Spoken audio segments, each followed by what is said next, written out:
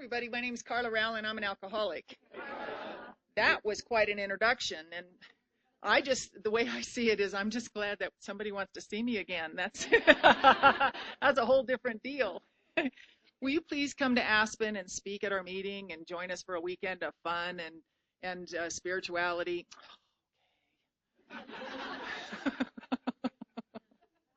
Thank you for having us. My husband's here with me, and you're going to hear him tomorrow.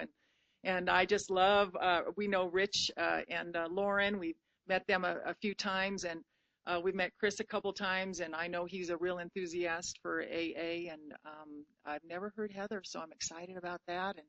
And just meeting a lot of you and seeing some of you again, and I have a few friends here, and so thank you for this opportunity. I love Alcoholics Anonymous, and I think it's a privilege to do anything in Alcoholics Anonymous, whether it's stacking chairs saved my life, kept me in a posture of hearing and delivering the message.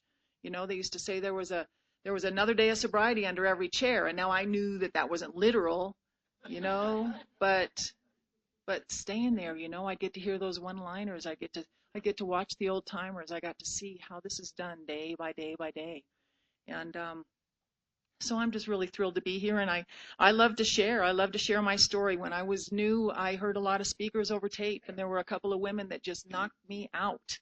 You know, they did something for me, and they showed me that some things were possible that I didn't know were possible. When I got here, I was surrendered to my disease. I was surrendered, even though I didn't know all of what alcoholism was. I was surrendered to the fact that I was sick and tired and out of ideas. But I didn't know that this was going to be the thing. You know, I didn't know that if this was going to work. It seemed so pale. You know, your 12 little thinly veiled Sunday school sentences, you know, like how was that? They just seemed like it was just going to like water off a duck's back one more time. And they had tried to help me when I was a kid. When I was a kid, I was locked up, mental hospital, juvenile hall, rehab, and, you know, just what's wrong with Carla? Let's find out. And you know, I'd get in there, and you learn to walk the walk, talk the talk, then I'm up the wall, over and out. Walk the walk, talk the talk, up the wall, over and out.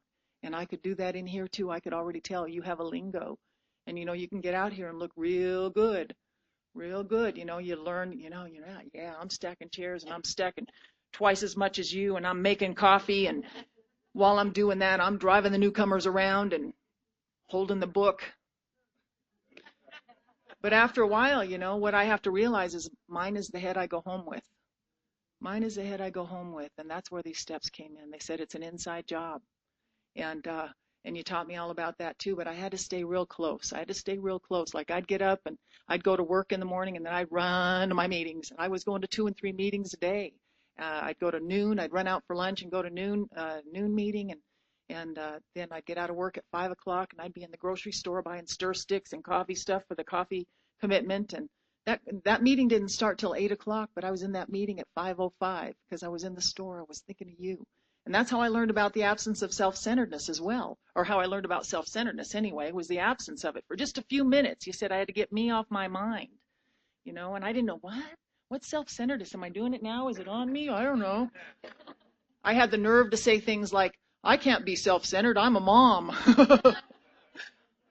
Yeah, ask my daughter about that. Alcoholics Anonymous saved my life. So any way I can contribute, any way that you think it's a contribution. And I know by now, too, my sobriety date is September 25th, 1987. And I know by now that what I say is not necessarily what you're going to hear. And that can be, you know, positive or negative. I don't know. It's just part of our journey. We're never going to be quite this way on this day again. We're never going to be this age, this way, in this moment ever again. This is it. You know, something very special happens when we all get together like this. It's the gateway. You know, it's the gateway. When people start talking about steps, what's a step? What's a step? Work the steps. Traditions, what's a tradition? Sponsor, what's a sponsor? And I just fell in. I fell in, and it started to work, and I started to stay sober at midnight to midnight to midnight. And I'll tell you, when I got here, I thought I was a why girl. You know, I was a real, why am I an alcoholic? I thought that was still, after all of that, it was very important for me to try to figure out why I'm an alcoholic. Is it my crazy, dark, dramatic, violent, perverted family? If you had my family, you'd drink too, you know. Stayed around long enough to find out that that'll give you an inventory. It didn't make me alcoholic. Found out that what makes me alcoholic is my relationship to alcohol. Rich said it last night. You know, when I drink, I don't know if I'm going to have 2 or 22. And when I stop for any amount of time, it's all I can think about. So I end up in that torturous cycle of alcoholism, drinking or thinking about drinking, drinking or thinking about drinking, drinking or thinking about drinking.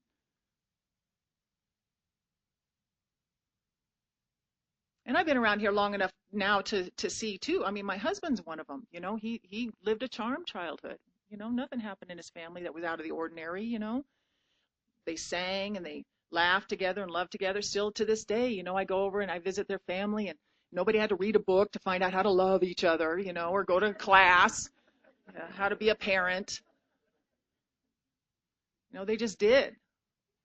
And yet he sits right next to me in the meetings of Alcoholics Anonymous. So it's all the rest of that stuff is window dressing. You know, it's what goes on in here. My relationship with alcohol. And I don't want you to think my childhood was all bad, though, anyway. I had a great time in elementary school. 4th, 5th, and 6th grade were just terrific. I was an enthusiastic kid. I was one of those kids. We were the new kids on the block a lot. My mom was a single mother of 2 girls. And so we were in a new school sometimes twice a year. And so I'd go in, you know, what are we going to do now? You know, I'd be a little sad for losing the last one, but now we're going to go do this. What are we doing? We're running track. I got to run the track. What are we doing? Playing softball. I got to play softball. School politics? Okay. Sign me up. Academics? Sign me up. I wanted to do it all. You know, and then that ego starts to set in, you know, and this isn't necessarily alcoholic either, but boy, you put alcohol on top of this and woo. But, you know, I began to be like the one that needed to be the first around the track and the best at softball and president and know all the answers. And that was a big bunch of fun, you know. By the time 6th grade was over, I was tired and I needed a drink, you know.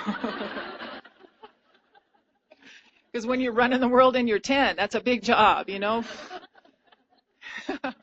And I got my first social resentment behind a game of spin the bottle. And I know they don't even play that game these days. They just get right down to business, don't they?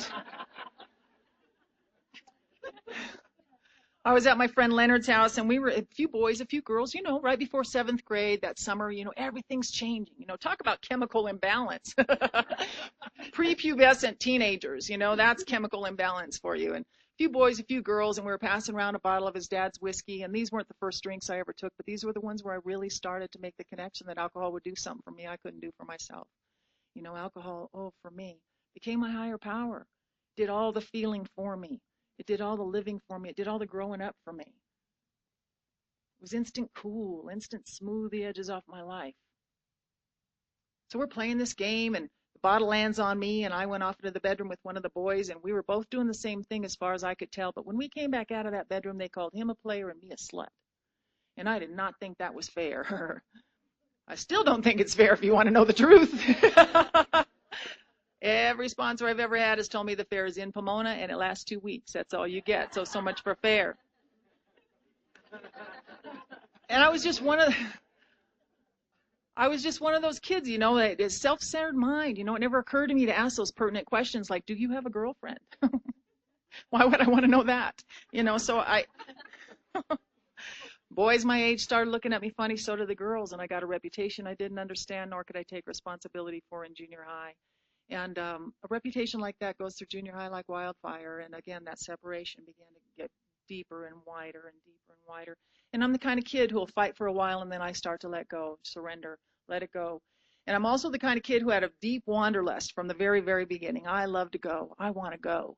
All it takes really for me is a Willie Nelson song and a long, slow train whistle, and I am on the road again. You know what I mean? I got to go. I feel that longing, that calling of the road. Hope is that way, you know. Hope always, that getting out on the road always made me feel like I had a bottle in the glove compartment, you know. I just didn't even have to have that sucker open before I already felt better, you know. And I'd get out there on the 10 freeway going east and the 101 going north, and I'd stick my little thumb out on that on-ramp, and I'd crawl in the car or the truck going wherever with whoever, and I'd be on my way to somewhere else. And that's where I want to be, somewhere else, somewhere other than hearing somebody other than me. And I am on my way, well on my way. Consequently, because I was so young and I was out there where I wasn't supposed to be, I started getting picked up and landed in some of the Southern California hot spots like Indio Jail and Riverside Juvenile Hall and LA Central Juvenile Hall. And, you know, that whole dance for a while we did, and send me home to mom and home to dad. And And when I was 14, I found myself in a place called North Beach with a friend of mine. We got one long ride all the way from Santa Barbara all the way up to San Francisco. One ride, the guy dropped us off right in the middle of this party town called North Beach, right in the middle of San Francisco. And to my left was the Condor Club with Carol Doda on the marquee. And to my right, there were hookers and dealers and pimps. Oh my. We weren't on that street 10 minutes before a couple of guys approached us, offered us money for sex, and we said yes and did the next indicated thing, and boom, a whole new career path opened up for us. And I started living a day at a time in a way I've not had to live in a very, very long time. And our book talks about our alcoholic life seeming the only normal one, and I got to tell you that more aggressively, progressively, I began to trade away any sign of potential or gift, God-given gifts that I'd had, anything, any potential that I'd had, traded willingly for the effect that alcohol would produce. And my alcoholic life seemed the only normal one. And it was a year later that I was admitted to a mental hospital. I was supposed to be there for 2 weeks observation, and I ended up being there for a year. Just sort of made myself at home and moved in. They were not talking to me a lot about alcoholism. They were talking to me about disorders. I was a very disordered looking child. I was alternately violent and withdrawn and living with a level of frustration down in my gut I didn't know how to talk about. It wasn't until I got to AA that I heard someone say that they felt like a scream looking for a mouth. I thought, oh my God, you know. But I didn't know back then, and they were treating me with daily nutritional supplements, Thorazine, Malaril, Valium, Dalmane sleepers. I suppose they were concerned I wouldn't sleep. And I had become intimately familiar with 5-point restraints. And that's what I looked like at 15. I didn't know.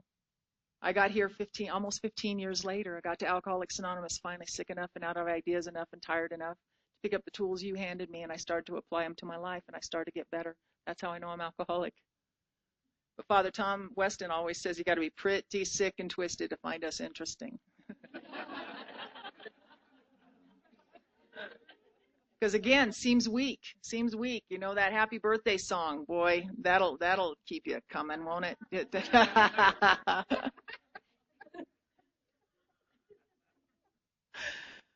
So I didn't know. If you don't want to go crazy in the nut house, and this was not a treatment center, it was a mental hospital, and I called it the nut house because I know what it was like in there. And I'm sorry, I'm at that age where sweater on, sweater off. You just never know how it's going to go. But it wasn't a treatment center, it was a mental hospital, and some of my roommates had real schizophrenia, real manic depression, real stuff. And untreated, I look a lot like them. They don't know. We don't know. So I'm in this hospital, and if you don't want to go crazy in the nut house, you got to get busy. And one of my favorite ways to be busy, I've already told you, was the boys. I loved all the boys. But my favorites were those sexy, smoldering types, you know the kind. They just sit back there and simmer. And you just never really knew when they were going to blow, you know. God, I found them so exciting. And today I know that feeling is fear.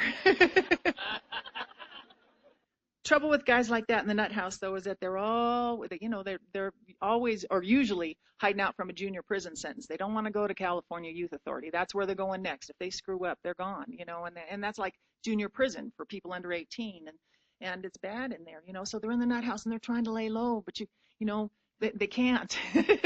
Eventually they blow, and like my first boyfriend, he blew and he threw a big chair through the big plate glass window of the boys' unit, and then my next boyfriend, he blew and he threw a nurse through the big plate glass window of the boys' unit. This is what I'm attracted to, and oh God, I remember one afternoon sitting outside on the smoke break bench watching my boyfriend Terry being cuffed and escorted off by security, and he's the one who threw the chair through the window, and he's going, and I'm heartbroken, I can't. This was a relationship of, 2-3 weeks. And I'm smoking my tragic cigarettes, and I'm watching him go.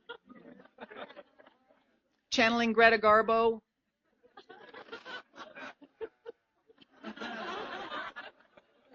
We used to play those sentimental jailhouse songs like, "Ooh, when will I see you again?"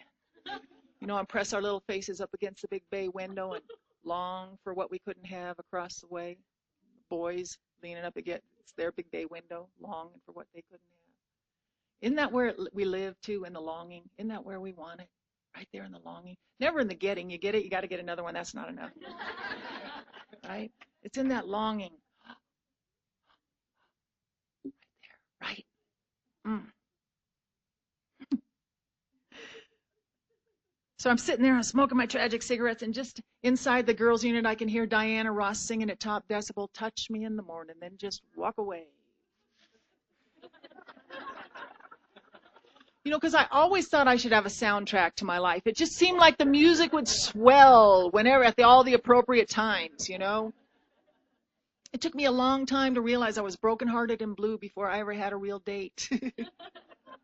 Because it's the way I see my life. It's what I'm looking with. You guys told me, what I seek is within me. What I seek is within me. What I came looking for, I came looking with, and I didn't know it. I was always looking out there, looking to you, looking for it, looking out there.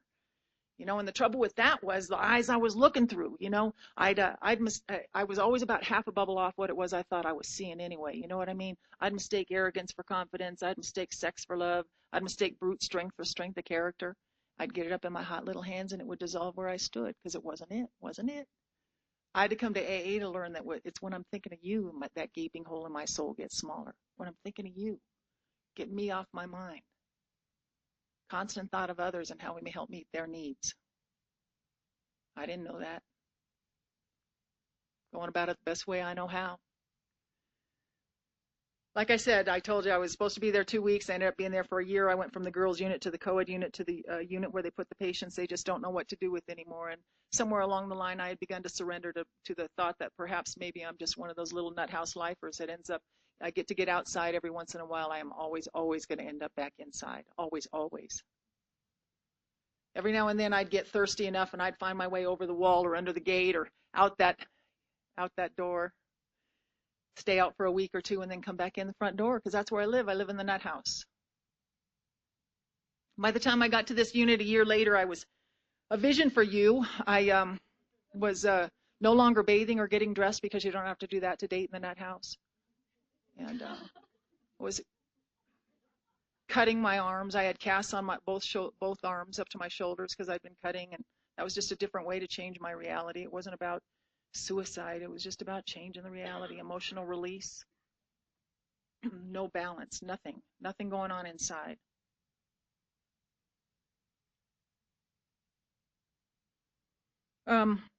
I ended up going over the wall with the man of my dreams that I'd met there on that unit, and we lasted about 2.5 weeks. And I just have to tell you that the rest of my adolescence went just like that. I was always sitting in front of a judge waiting for placement, waiting for placement, waiting for placement. How do we fix Carla? How do we help her? How do we help her? And I'd get into a new program and I'd learn the lingo and I'd get there and I'd walk the walk and talk the talk and be up the wall over and out again. At the end of that, I ended up in a girls' home. I'm 17 years old, and now we're in this girls' home. It's kind of like a halfway house. They're trying to teach us how to live out in the world, grocery shop, and make our beds and all that stuff. And I wasn't a terrible bed maker or any of that stuff. I didn't mind doing that. It was all right, you know. But God, I couldn't stop drinking. You know, I didn't know how to settle this thing inside me.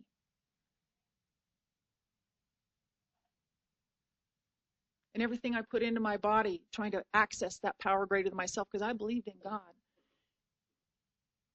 were the very things that were blocking me. Then I got to AA all those years later, and now I find out it's me that's blocking me. That's enough. That's enough. But here's where I want to tell you that I've always believed in a power greater than myself. Since I was a small child, had those awakenings Rich talked about last night. You know, I knew that there was a God. God doesn't, it doesn't have to be, there's no official meeting ground for God. God meets us where we are sometimes. And I could feel it, but I didn't know how to maintain it. It seemed like I'd get right up in there and feel it and then be snatched away. Fear, worship of other things, worldly clamors, mostly those inside myself. And I tried, I sought. I'm a seeker. I told you I'm proactive. I was born into a Southern Baptist family. That religion worked very well for my mother till the day she died 4 years ago. Worked very well for her, but I couldn't hear it. I couldn't hear it. Tried being a Catholic for a couple of weeks in the 4th grade. I'm about as deep as a mud puddle, though, there. You know, if it doesn't work right away, I gotta go. You know, those little girls in white dresses and burning candles and beads and all that stuff. Wasn't working. Tried burning black candles and praying to the other guy for a couple of years. Just hedging my bets, really. I just want to be on the side that's winning. I don't care. Then the television series Kung Fu came out. Some of you might remember that show. I mean, I'm a seeker, 6th grade, watching David Carradine in his starring role in this movie. I mean, still to this day, some of my most spiritual lessons I remember. Killing of a man does no one honor. Okay. But this David Carradine, his character Cain, he was a Buddhist priest, and he'd walk the Wild West in bare feet. He was amazing. He was tough. What? Tattoos on his wrists. I didn't know that. Yeah, but he had a little bag of herbs right here. And I always wanted to know what was in that bag, But he'd walk from town to town, and I'd watch him. He'd walk from town to town, and sometimes and he looked Chinese and kind of Asian looking, and so he'd look different than everybody else. And those cowboys, they'd meet him, and they'd meet him with great hostility sometimes, whole groups of them. And they'd come up to him, and they'd just hostilely assault him verbally, and then and he'd just stand there like he did. And pearls, just a few Buddhist pearls just rolled off his tongue. And you'd see the change come over their face. And they'd go off to help people.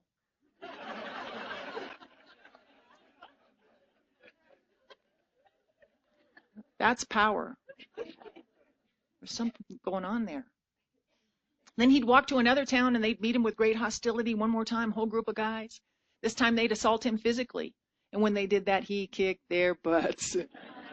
And I wanted what he had. I thought he was strength and serenity epitomized, That's it, personified. So I'm chasing this, and I'm reading all I can get, and I'm trying to figure out what be here now means exactly. Started meditating at 17 years old.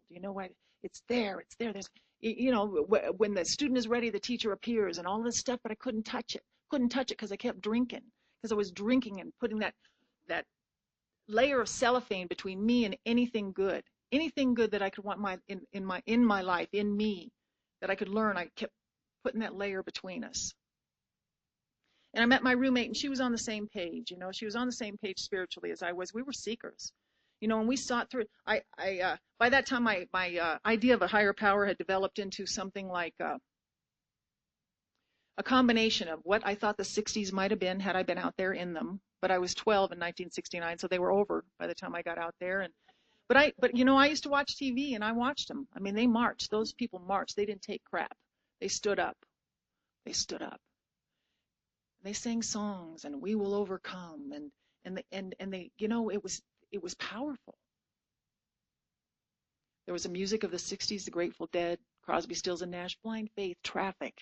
Those songs that filled your heart and soul with, you knew there was something bigger going on.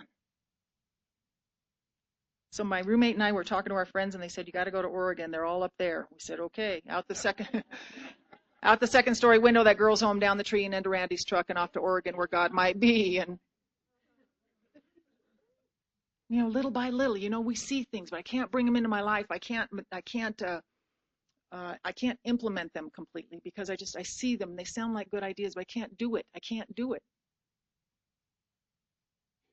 So we get up there and we plant a little garden in the front yard. We're going to go back to the earth. That's where I learned that in Oregon, when they talk about hoeing, they meant with a tool. It was just a whole different way of relating.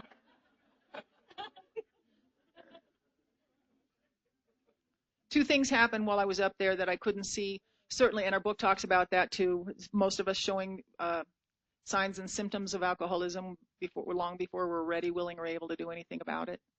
And it was certainly happening for me. Two things would happen. One was we couldn't always drink the way I needed to drink. And when we can't, I've got no steps of fellowship or God in my understanding. I'm restless, irritable, and discontent. Very hard to get along with. My life quickly becomes your fault. And when we could drink the way I needed to drink, I was always overshooting the mark. And that was happening again and still at 17. My friends had to ask me to leave, and I was asked to leave a lot. Just back down to my father's house against his better judgment. We hadn't been together in a while, and he let me stay. We'd get up at the same time every morning, and he'd take off for work, and I'd go sit in his den and drink from his liquor cabinet. He never drank a drop, and it was full. I mean, he was a businessman, so he had just this liquor cabinet. It was divine. It was like church. And I'd sit there and I'd drink Chivas Regal and all those. I mean, I didn't really understand what I was drinking. I didn't know I had the best, but I'd drink it, and he'd come home in the afternoon and see me sitting in the very spot where he'd left me that morning. And I'd see that broken-hearted look in his eyes, and I'd have nothing to say for myself. You know, when we feel that, I feel that when it happens. Heart breaks just a little bit, and there's nothing I can do. I don't know how to tell him I'm afraid. I don't even know that's what I am. I don't know how to tell him I don't know how to go out in the world and make a living. I don't know how to tell him I don't know where the last few years of my life had gone. Right before my 18th birthday, he came to me and he said what I know were the hardest words he ever had to say to his oldest daughter, and that's, I'm not going to watch you die, and I'm not going to help you do it. You got to go. And on my way out the door, all I could remember is that one of the counselors at the rehab had told me I was a great actress. I know today I must have misunderstood, because I ended up on Hollywood Boulevard, and there's not a lot of auditioning going on out there. And I was 18 years old, starting my days off with a pint of pop-off vodka, and I would go wherever the day took me. And some days it was a party, and some days it was surviving. Not a lot of hope about it getting any different.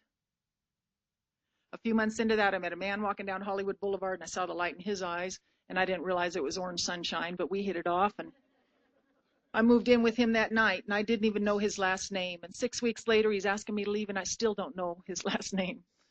But I like to bring him up because years later, he was on my 8-step list. He was someone who came to mind very quickly and clearly, that I owed him amends, that there was something to go see him about. And sometimes we just barely get done writing. We don't even have to finish sometimes before we know, oh, yeah, ready, willing, and able. I wanted to make those amends. I wanted to make that right. I spent the last part of my first year of sobriety looking for him. I had been that tornado, that proverbial tornado that went through his life spiritually, physically, mentally, emotionally, in every way, materially. 6 weeks. So I spent the last part of my first year looking for him, year of sobriety looking for him, and I went everywhere I knew to look, and then my sponsor finally said, you know, you got to let that go. You know, if you're supposed to find that guy, you'll find him, but in God's time. You know, now you're starting to spin your wheels. You know, you're chasing your own tail, and you gotta leave that alone. Let God breathe. Let God work. And but in the meantime, there are some things that you can do to change your own behavior. You know, start heading in that direction. There's nothing wrong with that. Like you can try being a friend to a man in a vertical fashion. Why don't you start there? You know, little actions. You know, and I got it, and I have to clarify a little bit too. I wasn't like chasing men all over in AA in my first year, but because I was surrendered that I needed to stop, but I didn't know what to do next. You know, I needed somebody to be here to tell me what to do next. Right before my 13th AA birthday, I had to go give a talk on the other side of town. It was a hot Sunday afternoon, and I didn't feel like going, and thank God you guys have taught me it's not how I feel, it's what I do that matters. And I went out and I gave that talk, and of course I felt better. I mean, you know, showing up is one of the most simple things you guys taught me to do, and one of the most, the biggest payoffs. You know, I'm usually wrong about what I think is going to happen or how it's going to be or whatever it's, you know, who's going to say what or any of that stuff. So that's all wasted energy. I still try to practice it once in a while, but I remember, oh yeah, that doesn't feel good. I mean, I used to think I could blow off a dinner for two and not be missed, really. You know what I mean? But don't dare not invite me, you know? Don't not invite me. I just don't want to go. So I went to this meeting, I gave that talk, and of course I felt better. And when the thank you line came through at the end of that, this man stopped and he said, where were you in 1976? It was a guy from Hollywood Boulevard standing in front of me with 8.5 years of sobriety, and I with almost 13. Now for me, only a very well-organized, loving God could have made that happen when I, in all my efforts to get that done, couldn't get it done in my time. And I just like to tell that story because sometimes a road seems a long time. My sobriety date, September 25th, 1987. So for 26 years, I've been on this path. And I got to tell you, thank God I don't have to do it perfectly. I have been, you know, I want to. I mean, right around 15, 16, 17 years sober, boy, did I want to. And nobody else wanted to do it with me. Get a little stiff and brittle around the edges there. Just like sponsee's going, I don't want to call her, you call her. I don't want to call her. I love her, but I don't want to talk to her. And you know, I don't know. Have you ever been a member of the correct AA? You know, yeah, me too. And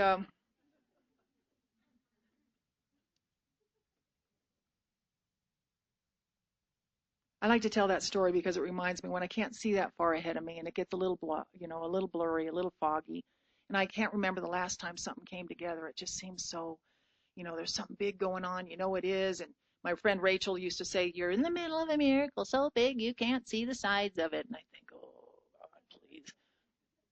But it was true. We can't. We don't know what God has in mind. We get one piece of the puzzle every day, sort of, and we get up and do what looks like we think God told us to do. What's your list for me today, God? Reporting for duty, and get out there and do the best we can. But it doesn't mean I'm not going to make a mistake, Thank God. But I got to make those direct amends to him, and he said, "Oh my God, Carla, that's long forgiven, long forgotten. I just can't believe you're still alive." And he's right. If we're in this room this morning, we're the lucky ones.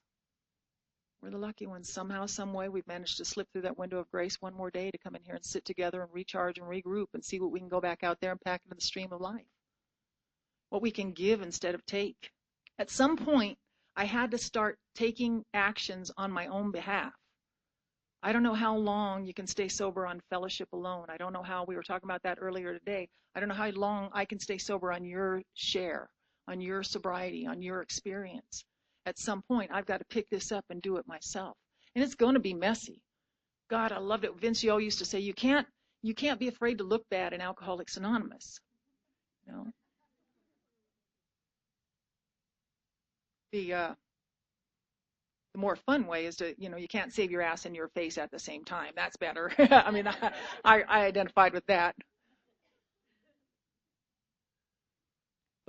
But then I found, making the effort, coming in here, taking these steps, and heading in the direction of being willing to have my mind changed, being willing to be changed, getting comfortable with the idea of being uncomfortable, with the reality of being uncomfortable.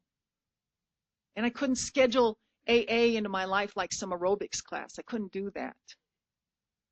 It wasn't optional for me, not for this alcoholic.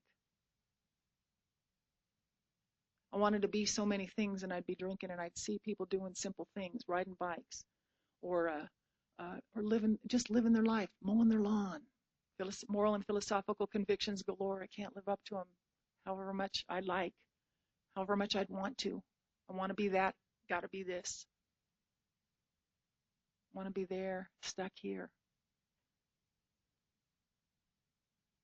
I left Hollywood, and I'm the kind of a drunk who sleeps by the side of the road and calls it camping. I've got that soundtrack going on in my life. I mean, Jackson Browne and Bob Dylan singing some of the saddest songs you ever heard, and poor me. And I hooked up with a guy, and we're going to travel the rowdy road together. And we've got that, we've got that idea of the 60s again, flying on the coattails of the 60s. We love the idea of peace and love and all that stuff. We just couldn't stop knocking the hell out of each other really long enough to implement the principles fully of peace and love. And so we beat each other up and down the California coast and pitched a tent in the mountains in southern Oregon, lived there till the rains came, and then we moved into a roofless cabin just north of Grants Pass, 5 miles in off the highway, 5 miles up a mountain. Found this old burnout cabin, holes in it and everything, no roof. Patched it up with some sheetrock mortar we bought with food stamps, I think, and put some wood on the floor and found an old box spring and threw a plastic tarp over the top of this cabin, called it a skylight. And then the baby came. And we learned to make moonshine up there. We're drinking herbal things, moonshine, organic things, moonshine, homemade wine, homemade beer. And the baby was supposed to be the priority. I'm going to be the parent I never was. I'm going to be the parent I never had. Not was, parent I never had. We all know that alcoholism doesn't care who you love. Quickly, priorities changed. Alcohol, then the kid, everything else. She got in the way of one of our fights when she was about 10 months old, and I had to take her on the road where it's going to be better somewhere else. Now we're up in Idaho. I'm tending bar and cocktail waitressing, my first legitimate work. Never occurred to me not to drink on the job. Why else would you have that job? Just seemed to me to be most efficient. My kid was one of those kids that you see in her t-shirt and underwear and yesterday's lunch down the front of it because her mom's not paying attention. I can't bring home enough money to pay rent for more than a week at a time, so we live in the rent-by-the-week motels up there. And they're not bad places to work. Not bad places to work at all. 2 and 3 jobs at a time. Normal people were doing their deal. So, of course, we have to leave. We're back down in L.A. I'm renting a room for my Aunt Kavina. I've got a job in Hollywood Tendon Bar. One more time, great job. Me, I'm the common denominator. My daughter was almost 4 years old by then, and every afternoon I'd kiss her goodbye and I'd take off for the bar in Hollywood, stop at the halfway point, which was a bar in Arcadia, about halfway there, called the First Cabin, stop in there, and I'd have my primer drinks, those shots of Cuervo Gold and Bud Backs, got me ready to go do my shift. Then drink with everybody at the bar till the wee hours of the morning, crawl home and start all over again. And one afternoon I kissed my girl goodbye and I took off for that bar in Hollywood, and I stopped at that same place in Arcadia. It had those same shots of gold and same Bud Backs, and to this day I don't know what was different on that day from the day before except for 24 hours. Because I didn't hate that job in Hollywood and I didn't love my daughter any less on that day than I love her today. But I sat on that bar stool and I drank those drinks and I couldn't stop. I couldn't stop drinking long enough to get up and go take care of business in either direction. So I sat on that bar stool and I lost them both in one fell swoop. The kid and the job were gone.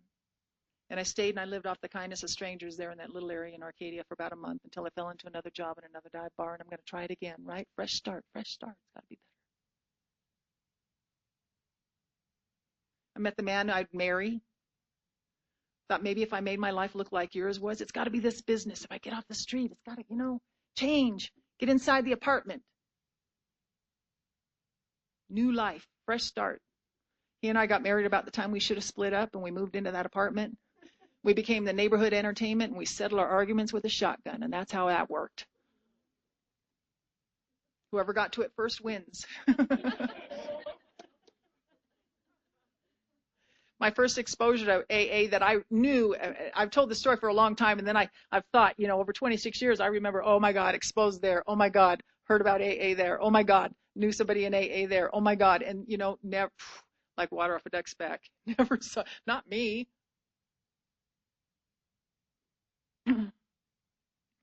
My first exposure to AA was after one of our fights that I remember, and we were at the bar where we usually drank, and we were fighting over whether or not I should get off the bar stool. And I lost that fight, and I ended up with some black eyes and broken ribs. Nobody feeling sorry for me in the bar by then. Just glad I'm leaving. My husband had to pick me up and take me to the hospital. I can't tell you how many times I put him at cross purposes too, having to save my life and try to kill me all at the same time. Then he got me fixed up, and he took me home, and he had to leave for work that weekend, and before he did, he set me up with a giant ice chest full of beer and a bottle of Beefeater gin chilling on top, and now I'm drinking gin because tequila had been making me so mean. You understand? So I'm drinking the gin, and I'm dialing the phone. I don't know if we have any other drunk dialers in the room, but I don't know all of who I called, but I know I felt like a battered woman, so I called a battered woman's shelter, and I asked the woman who answered the phone to fix my life. She asked me if I'd ever been to an AA meeting. I don't know how she made that leap, but she did. And again, what I heard her say, she'll fix my life. Go to an AA meeting. Simple. I found a wonderful AA meeting not far from where I live. Go figure. First time I ever looked. Wonderful meeting. There then, it was there now. It's still there. I went in there with everything but readiness. Everything but readiness, and you cannot make me ready. You cannot make me ready. I'm the only one who can do that, and I can only do that by taking the walk, and I don't know why that is or how that works. But I went in and I sat in a perfectly wonderful AA meeting that night, feeling very sorry for myself. And the woman was a great speaker. She stood. I know she was a speaker, and that one thing I heard her say was that somewhere during her drinking career she switched to beer. So I did.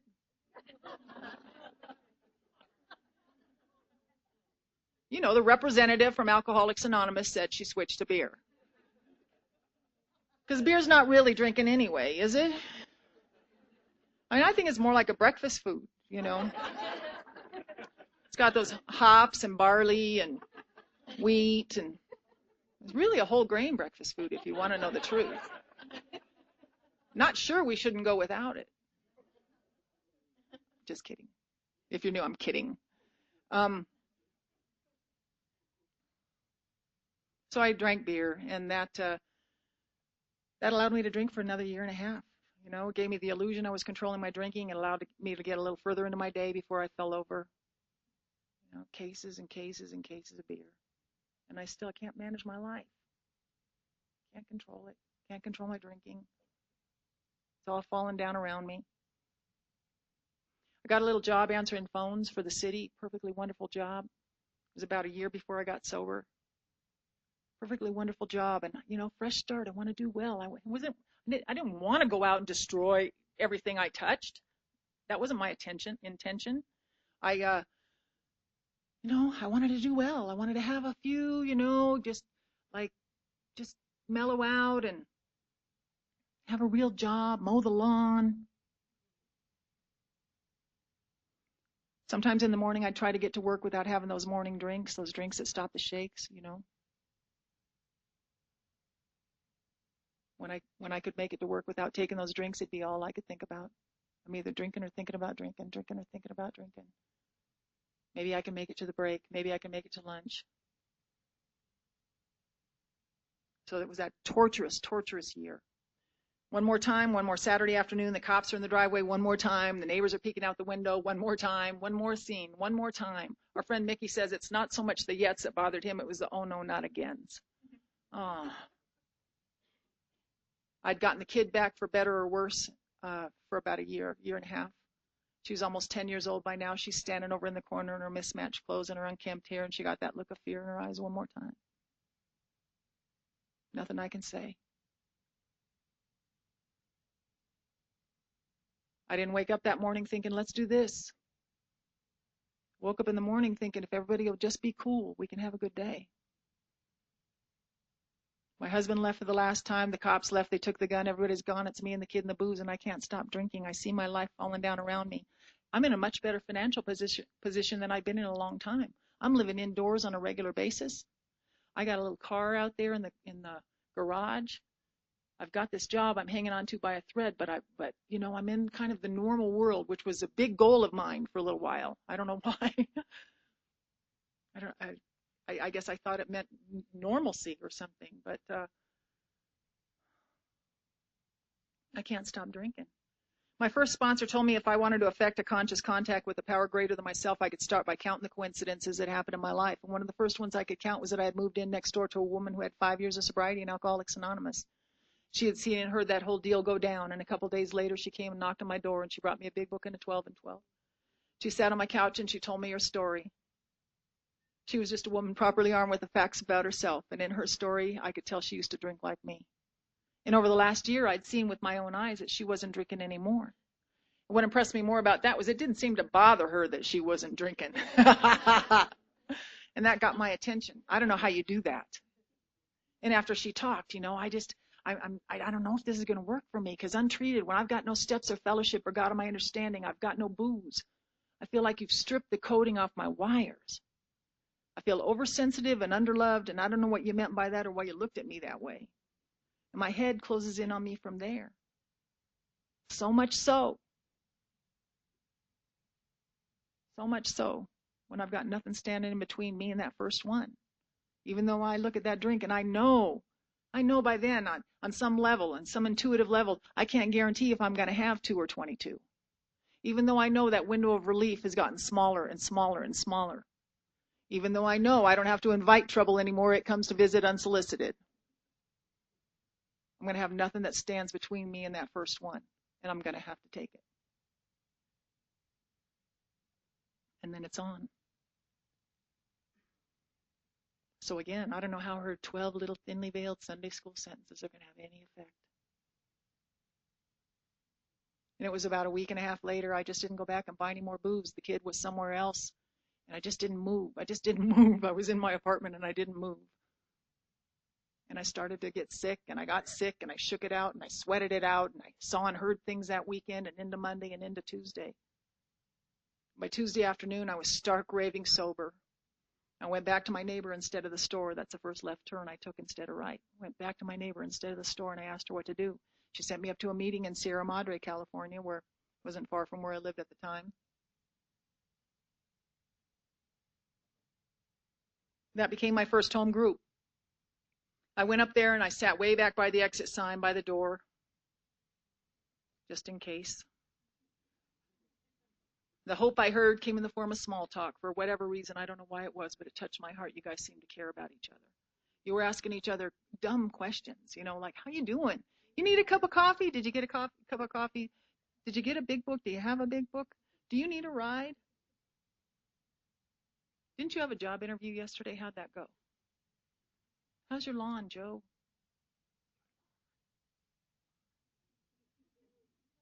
God, could my life ever be so elegant and simple again as to be concerned about a lawn? You know, the attraction comes in a lot of different ways. That's why we need everybody's window dressing. We need everybody's story. God talks in those stories. Rich said that last night. God talks to us in these stories. The secretary did something very nice for me at the end of that meeting that night. She asked me to read that portion of chapter 11 that we read at the end of a lot of meetings in Southern California, A Vision for You. I said yes. I took it from her and I started to read. And as I read, I came into the room just a little bit. Just like I do every time I say yes to something you ask me to do. I come into the room just a little bit.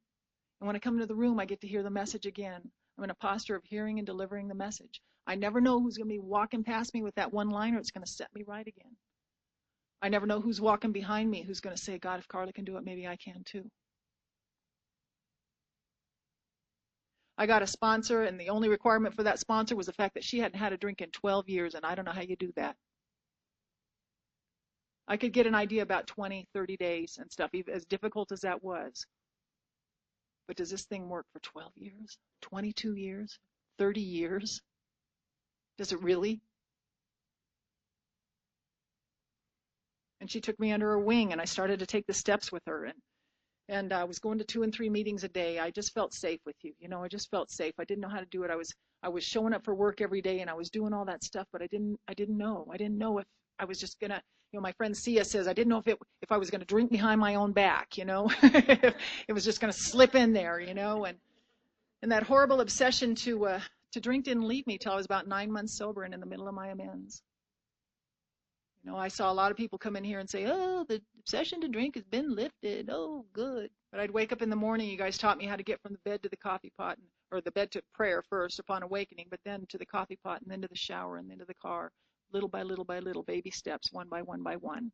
That's how we get from here to there, one by one by one, step by step by step. And I was one of those, you know. I'm not stupid, but I needed it real simple. I was foggy. It just seemed like I was always afraid that if I got sober, I would OD on over-awareness. You know what I mean? Like, it's too much. I didn't have to know all of what God meant. I didn't have to learn how to define him or describe him.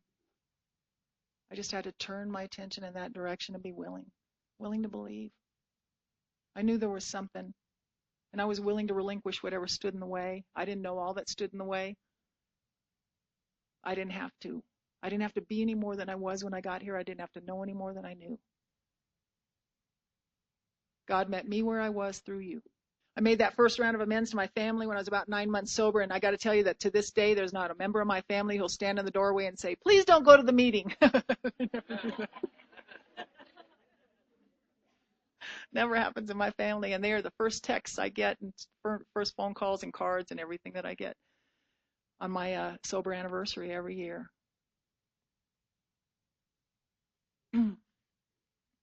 After a while, other women started asking me to sponsor them, and I got to tell you, the only fifth step I like better than mine is yours.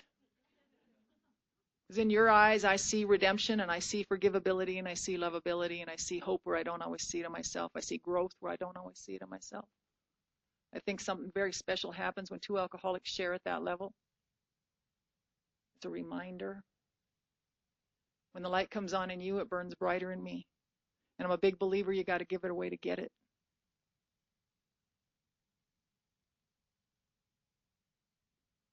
After a couple of years, I had you guys and busy being wonderful in Alcoholics Anonymous, 2 and 3 meetings a day. You know, it's where I felt safe. I'm showing up. I'm paying rent for more than a month in a row. You know, we're still living indoors. Things are good.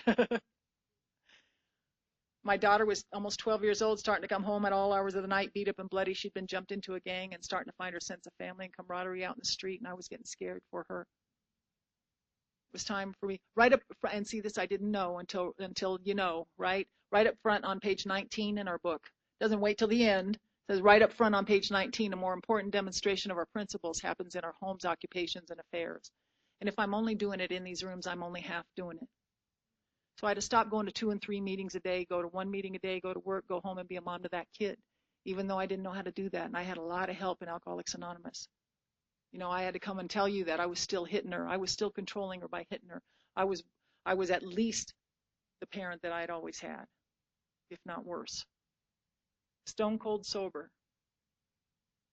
And I didn't know how to do it. And you didn't throw me away. You taught me how to do it differently.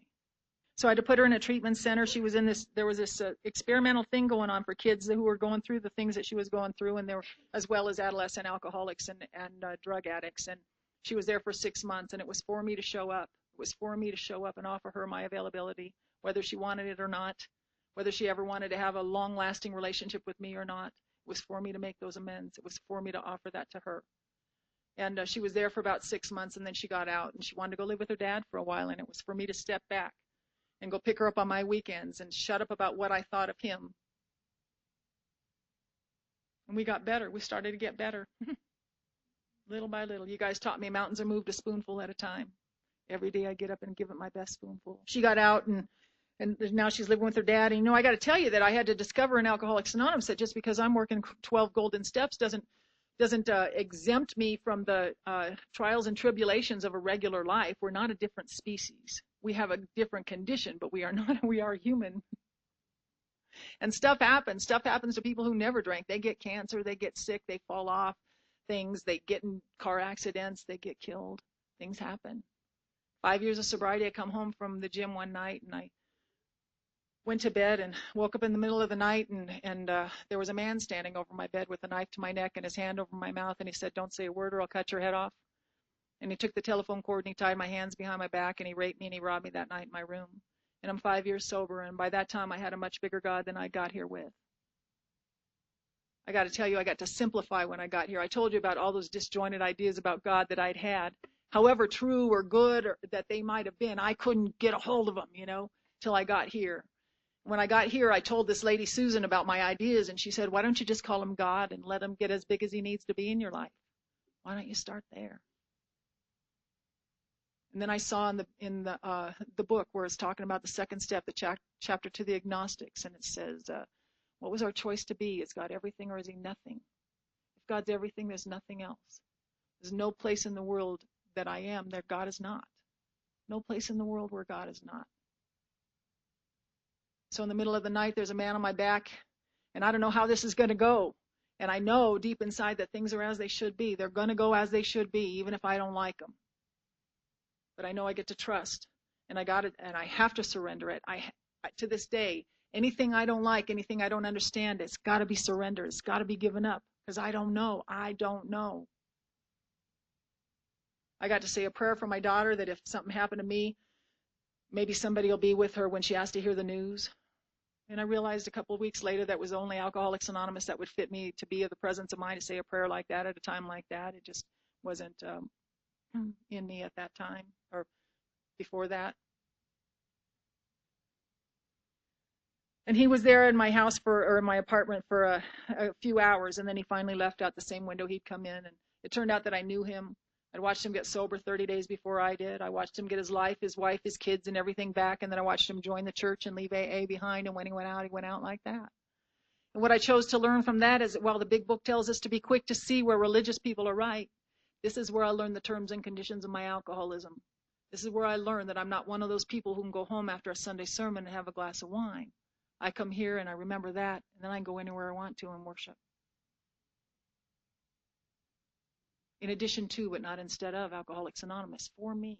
He was caught a couple weeks later, and there was a trial that followed. And up until that time, I'd had a man for a sponsor. There was my first sponsor left and joined the church when I was about 2 years sober. And if she hadn't told me that I got to have my own higher power, my own concept of higher power, if she hadn't told me that, maybe I might have followed her out. Maybe I would have said, "Yeah, okay, I'll go with you now." But she didn't. She taught me the steps, and she did what she did, and I got to stay and do what I do.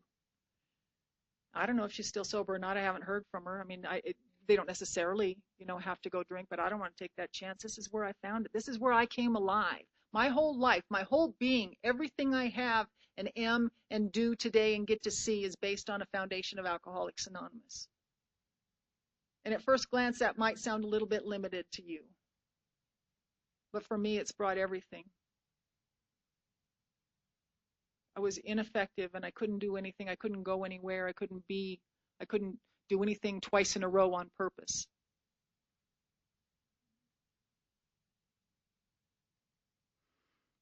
So I had this guy, Lee E., who was my sponsor. He was just a good old boy. He'd say things like, well, that's going to feel a whole lot better as soon as it quits hurting. He's just take it easy kind of guy, He never stepped over any inappropriate lines. We were Alcoholics Anonymous. And then when it was time after this rape happened, he came in and he put double locks on my windows in my apartment so I could feel okay in my room. And then we found a bunch of evidence, and he went to the police department with me, and we said, we don't know if this is do anything or not, but we found it, and they took it, and we went over this whole thing. And then he helped me. He walked me up to Marguerite, who we both knew that it was time for me to get a woman sponsor, and I asked Marguerite, and she introduced me to my soul. That's all I can say is that she just and she said, you're going to have to forgive this guy. And I know she's right. I know by 5 years of sobriety that we're people who can't handle even seemingly justifiable resentments. But the guy had scared me. And at 5 years of sobriety, my favorite response to fear was still anger. Anger has a special kind of momentum. Makes me feel purposeful and makes me feel like you can't hurt me. If I relinquish that, then ego says, if I die, you die. They're going to walk all over you. Yet I know I need to forgive. I know I need to relinquish it. I know how resentment colors the present. I know how resentment of the past colors my present moment. I know. So I got to get from here to there. The only way I know is that 7-step prayer became my mantra. That 7-step attitude. The 12 and 12 lays that out so beautifully as well. But it changed my heart. I was ready for a change, and I just didn't know how, and I didn't have to know how. I was just shown. I ask for an attitude adjustment, and then I walk out and I act like I've had one, and the teacher appears. And it took a little while.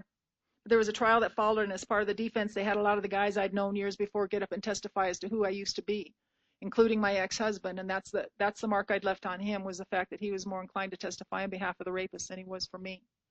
He's never been interested in any of my amends, and that has to be okay now, but at least for now. So we had to get a character witness for me. And by that time, I was 5 years sober, working at a big downtown investment bank. It's a place I never even would have walked in the front doors of years before, what had no business being there. It's a fancy place. People like Henry Kissinger walk the halls there. He was on the board of directors. And now I walk undetected. I've been walking undetected through those halls and doing my job for a while, about almost 3 years by that time. The division head, the department head there volunteered to come and testify on my behalf as to who I was at 5 years of sobriety. And they told him all about who I used to be. And he said, yeah, but she shows up early and she stays late, and she was where she said she was. See, that's Alcoholics Anonymous speaking for itself. He didn't have to be coached. He just got up and told the truth as he'd experienced it through me. Then it was my turn to testify, and, like I said, I've been looking for this window of forgiveness, looking for this thing. What, when's it? How, God? When I stopped asking why and started asking how, when I got here, I started to do a whole lot better. And so I sat in the witness stand, and I looked out, and I saw him sitting at the defense table, and that's a place where I've sat before, and I could sit again. And it occurred to me in that moment that if I were to take a drink, I could sit in his very spot. And there's a little recipe for forgiveness in our book on page 67, and I'm a page quoter. I'm not going to make you chase it, page 67. Though we didn't like the way their symptoms manifest, he, like me, was perhaps spiritually sick. He, like me, not me from a spiritual hilltop, not me because I'm so wonderful and he's such a scumbag. He's like me. And just like a crack of light under the doorway, just like a little crack of the light under the doorway, it was there.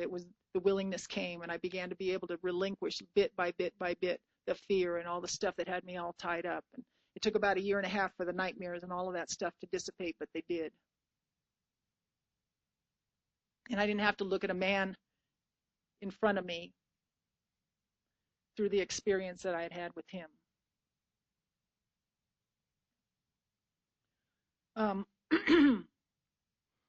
He was sentenced to 20 years, and he did 17, and he's not been able to stay out of prison, as far as I know, because I keep getting the letters when he's being released, so I find out, oh, again, again. And I know it works in prison because I've had the privilege of going up into those prisons and talking to those guys. and the women in county jail. And it's a little different, boy, a little different tone. You go up into prison and talk to those lifers, you know. Some of them have been sober several more years than I have. And they found a way through Alcoholics Anonymous to be available to each other and to the people that they've harmed, and it's magnificent. They walk spiritually free inside those walls. Not that they wouldn't trade places with us if they could, but physically, but spiritually they walk free. And I don't know which impresses me more, that or the fact that when I go to county and I take a panel in there, take a meeting in there, that after the meeting's over, some of the women will come up and go, you know, I used to be secretary of that group over there. I used to sponsor 15 women. I used to.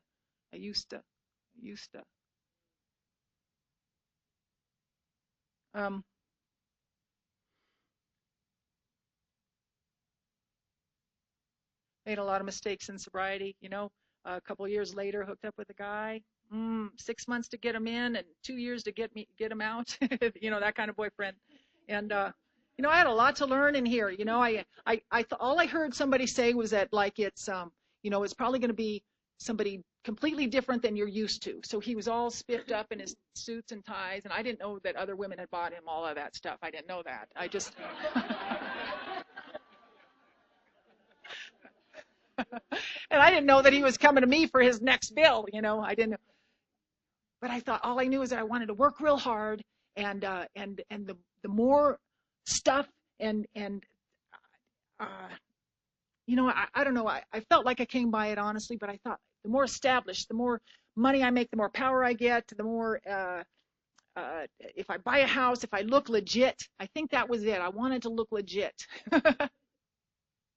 And you know, again, sometimes that perception, you know, that promise of the 11th step, the one that says sometimes we're going to do some absurd things, thinking that we know what God's will is. You know, so I went into business with him, and by 10 years sober, I was bankrupt, and I had to pay a whole bunch of money back and let him go. And you know, my first 10 years of trying to date in sobriety was way different than the second 10 years, and I don't know if that gives you any hope or not, but it seemed like in my first year of sobriety, everybody got a year, met the love of their life, and went to law school. You know, it seemed like the AA fast track or something, you know what I mean? And at first glance, I thought, oh, okay, I'll do that. But, you know, I can't do that because it took me 4 years to pay for the divorce. So, you know, I almost forgot I was married for a little while. And in my second 10 years of sobriety, dating life, boy, I had friends who were married and divorced more times than I'd had cups of coffee with people, you know what I mean? Because I didn't want to settle. I've had to start all over in Alcoholics Anonymous without drinking, you know, just do it again. I have been a strong member I'm on my now 4th home group. I'm a supporter of the others. I'm still involved, still with all of them. Doug and I ran into Doug at a conference in Arizona. We go to a lot of the same meetings we had for many years, about 10 or 11 or 12 years.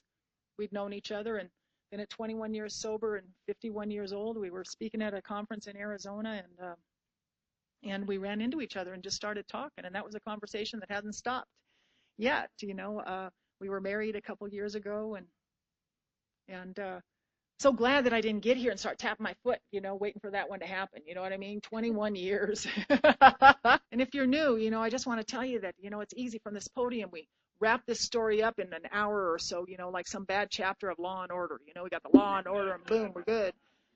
But, you know, all this stuff takes time. I mean, and there are a million stories. I could talk about one thing for an hour, and, you know, you don't want that. But that's what the fellowship is for. We're here just to walk you through till that internal conversion happens. While we're going through, I've had a lot of awakenings. You know, and I love it. Sometimes I just crack up a little bit, and I'm so grateful for Bill Wilson. He was somebody who knew, he's somebody who did it. You know, we have the same potential in us, but he did it. You know, he was homeless. Like, he and Lois lived on other people's couches. Every 2 weeks they moved for 2 years. Would you like that? Wouldn't it somewhere? Have you ever done this? I didn't get sober for this. Have you ever heard that? I didn't get sober for this.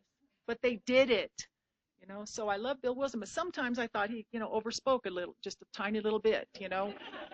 He'd say things like, God comes to most men suddenly. I mean, most men slowly, but it came to me quickly. And you know, I was reading that with a newcomer I was working with. She was about, I don't know, 89 or 90 days sober, something like that. And she read that and she said, "No, he didn't. We just got through reading Bill's story. He just said, what was all those years, you know?" And no, not suddenly you realize, but I'm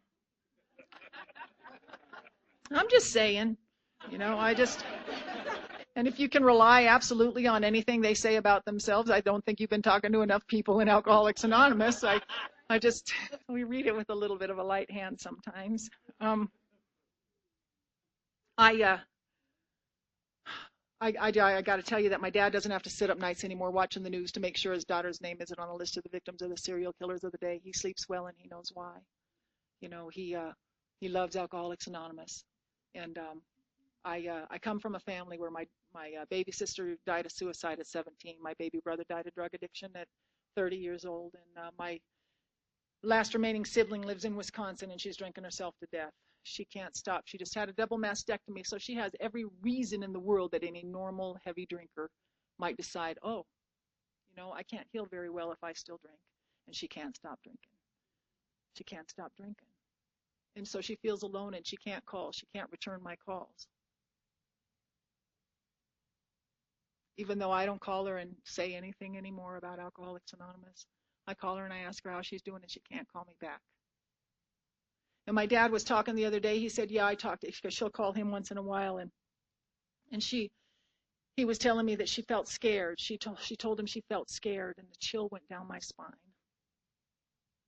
He said, I don't understand what she means by she feels scared. She's got all the doctors and the cancer's gone.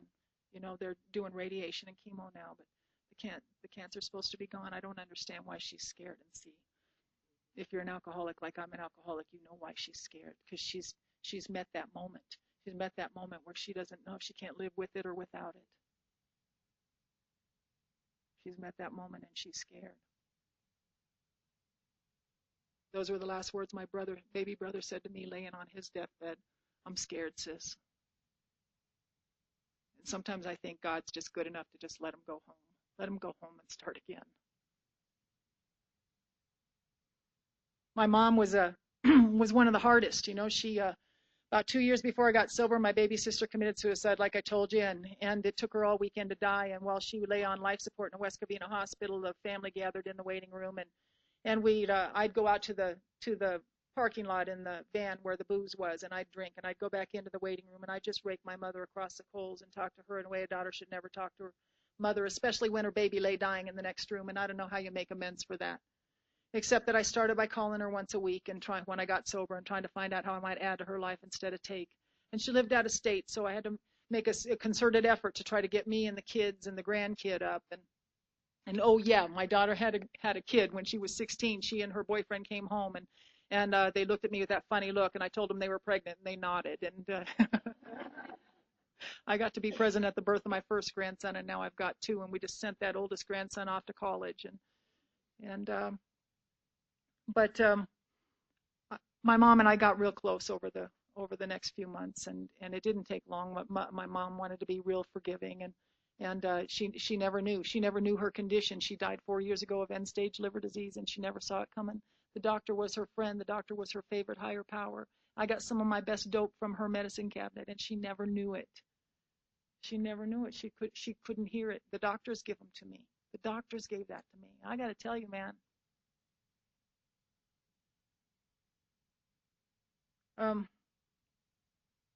When after she died, I asked my stepfather, who had become the love of her life. She finally met. The third time was a charm, and she'd met this man, and I asked him. I said, "Was there anything my mom said to you that I had left undone? I really need to know." And he said, "Absolutely not. She was just so thrilled. She was so thrilled with the way things were with you guys when she died, and she got to go quickly, thank God, at the end." And he said, "In fact, I know that you and Doug are walking down the road toward matrimony, and I know that she left you all her jewelry, and including her wedding ring. And I think what I'd like to do, if you don't mind, is I'd like to shine mine up and give mine to Doug so the rings will be together again. And so those are the rings we exchanged at our wedding 2 years ago. And I got to tell you something, man. How much does God love us? You know, that I would get a gift like this man, the first face I want to see in the morning and the last face I want to see before I go to sleep at night. You know, we're best friends, and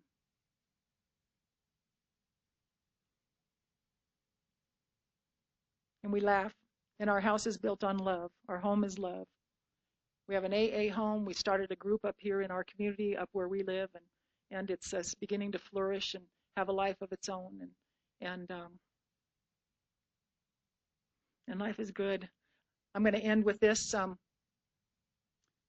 I gotta pray and meditate more than ever. Prayer and meditation, an unshakable foundation for life. I've got to spend that. I used to. And you can start on a very, very simple level. I've done everything from the very beginning. It was I needed to do something with my body too. I'd lift weights. The repetition was very, very, very soothing. Got my body out of the way, then the head could rest. You know, on awakening, saying those prayers, making that conscious contact. If conscious separation is my problem, conscious contact. You know, I wake up upon awakening. I'm not a knee prayer. I'd never felt the need to pray on my knees, but on awakening, as soon as my eyes open, making that conscious contact.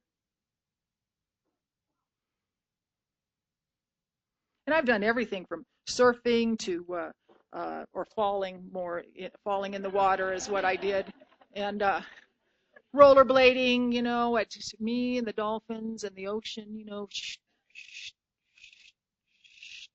you don't argue with the curb. The curb exists. You lift your foot.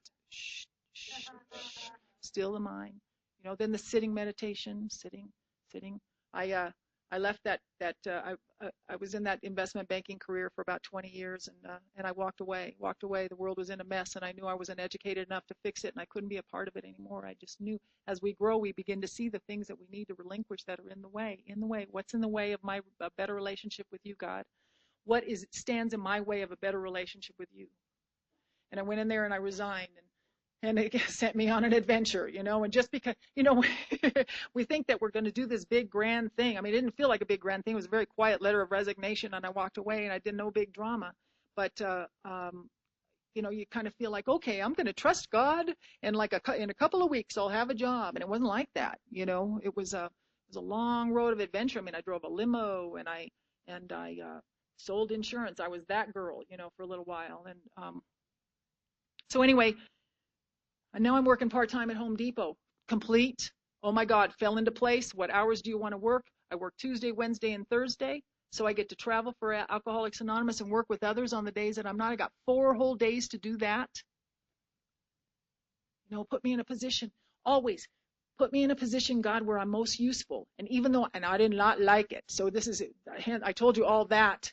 I mean, I didn't like the way it felt. It seemed to me like it was wrong. This is not what I meant. In my orange shirt. You know, the year that I left, they called me into the office at the investment bank, and they said, God, we love having you, you know, it's for my review. God, we love having you on our team. You're doing a great job, you know, blah, blah, blah, all this. Give me a check, a big old bonus, $25,000. That used to be like, I don't know what that used to be. It never used to be like that. Wow. So then left that. Now I'm at Home Depot. Same thing. Last year's review. Call me into the office. Boy, we love having you on our team. You're doing a great job. We love it. We'd like to give you she pointed to the number, 27 cents an hour raise.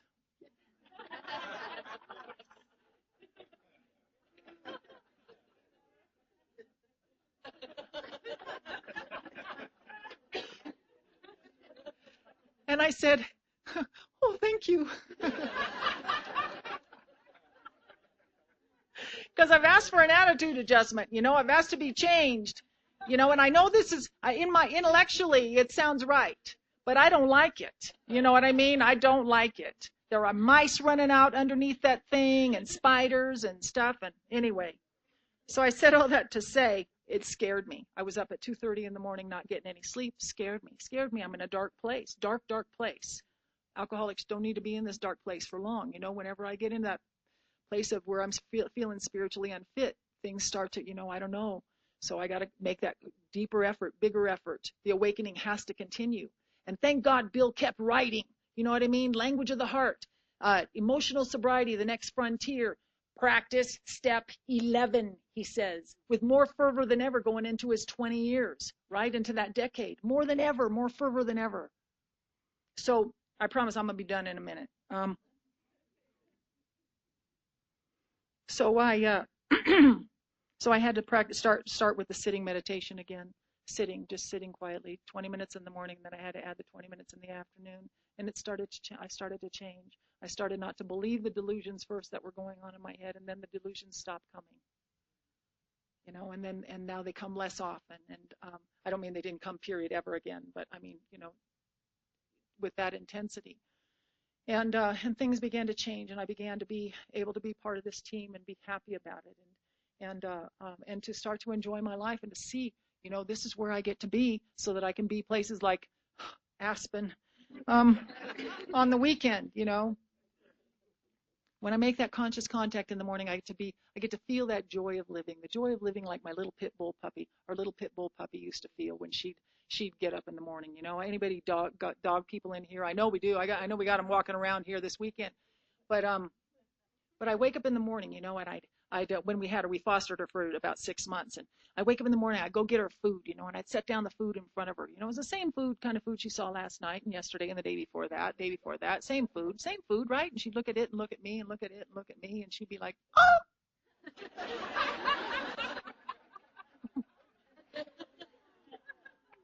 We're going to eat.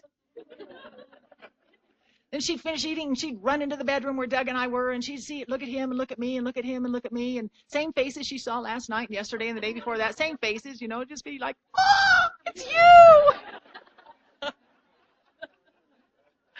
And then she'd love us for a minute, and then she'd run out the doggy door out into the backyard, and you'd see her jetting around the backyard in circles, just like, ooh, it's my yard, goldfish mentality, ooh, a castle, ooh, a castle, ooh, a castle. It's just like...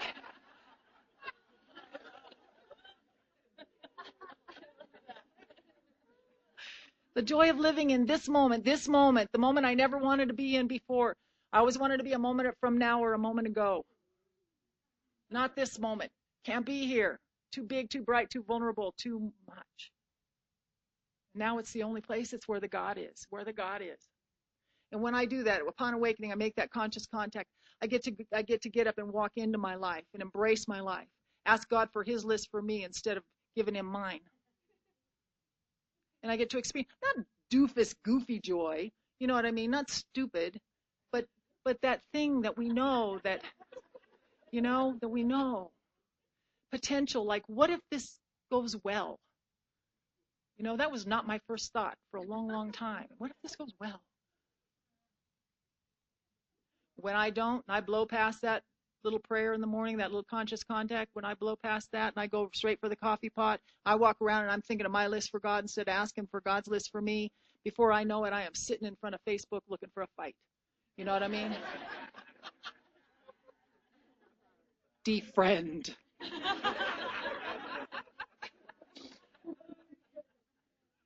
The joy of living, the theme of our 12th step, and that happens after we follow a few simple rules, the first 11, right?